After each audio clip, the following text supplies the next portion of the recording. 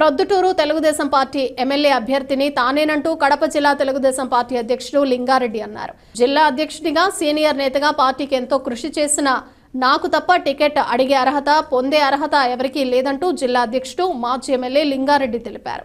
ప్రొద్దుటూరులో టీడీపీ అభ్యర్థి తానేనంటూ incharge Praveen Kumar Reddy wall పోస్టర్లు వేయటం సరైన చర్య కాదని లింగారెడ్డి అన్నారు.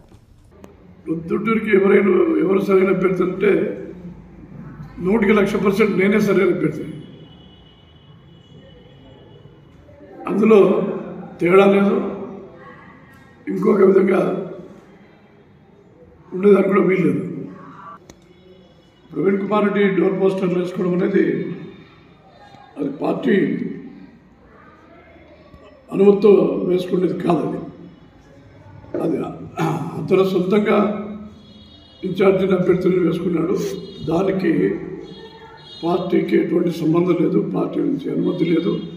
ఇంతవరకు అతని పార్టీ అభ్యర్థిగా అధిష్టాన వర్గం నిర్ణయించలేదు, అధికారికంగా ప్రకటించలేదు.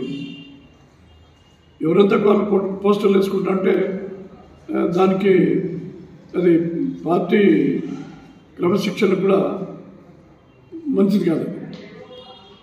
పార్టీ క్రమశిక్షణ ఉల్లంఘించే విధంగా ప్రవీణ్ కుమార్ రెడ్డి కాదు ఎవరు కూడా ప్రవర్తించద్దు.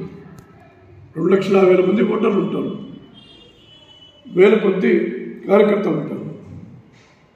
ఈ సమయంలో కార్యకర్తలు కానీ ఓటర్లు కానీ గందరగోళానికి గురయ్యి విధంగా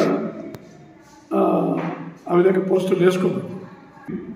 2, 3, 4 ముఖ్యమైనటువంటి వ్యక్తులు టికెట్లు ఆశించి దానికోసం పార్టీని అడిగేటువంటి పరిస్థితుల్లో అది ఎవరైనా సరే ప్రవీణ్ కుమార్ రెడ్డి కానీ ఇంకొకరు కానీ ఆ విధంగా వేసుకోవడం అనేది అది పద్ధతి కాదు.